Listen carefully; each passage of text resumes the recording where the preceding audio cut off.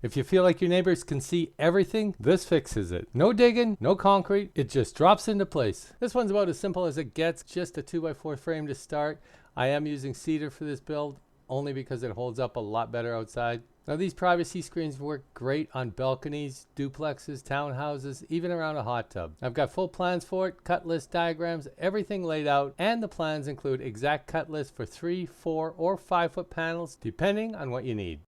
For this 3-foot version, the top plate is 34 3/4, bottom plate's going to be 31 3/4, and both vertical pieces are cut at 58.5. Again, nothing complicated here, just a box frame.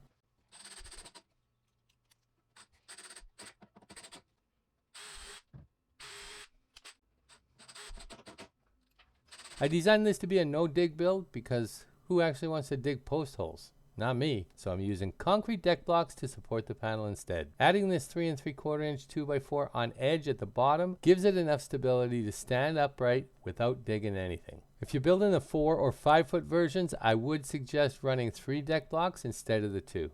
Now just find the center on the bottom plate, then glue and screw that vertical 2x4 into place.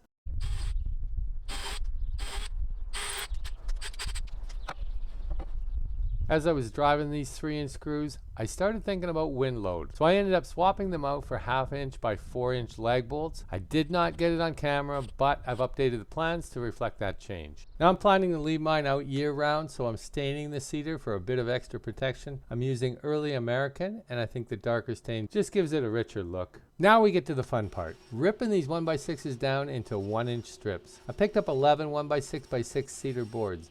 These ones are only 5/8 inch thick, not the typical 3/4 inch. Not that it'll make a difference either way. I know it looks like a lot of work, but it really isn't. Throw some music on, get into a rhythm, and before you know it, you got a pile of sticks. All right, next step is wrapping this 2x4 frame with black landscape cloth. Just drop it right into the deck blocks so it stands upright. This makes it way easier to work around, pull everything tight, and get all those wrinkles out. I'm using a hammer tacker from Arrow with 3/8 inch staples in it. It's quick and it holds it tight. I'll link the tools and materials I used down in the description. Now we can get back to those 1-inch slats we cut earlier. For the 3-foot screen, these get cut to 34 3/4. You'll need 80 of them on a 5-foot screen. For the end pieces, they'll be 3.5 inches long. Again, 80 pieces. Quickest way to knock these out is just to set up a stop block on your miter saw, then you can run right through them all the same length.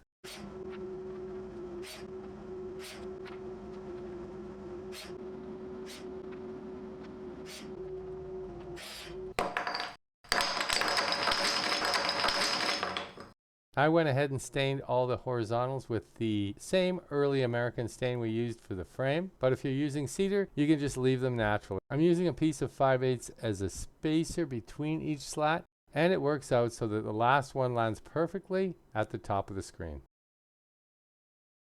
Just work your way up the screen, do the same on the other side, then we can finish it off with the end pieces. And that's it, privacy screen all wrapped up. I like the clean horizontal look, keeps it modern without feeling too heavy. And you can go ahead and dress it up a bit like we did here with some plants at the base, maybe add some wall art in the middle, or just leave it as is for that simple, clean look. Either way, it does the job. Thanks for watching. Don't forget to subscribe, and we'll see you on the next one.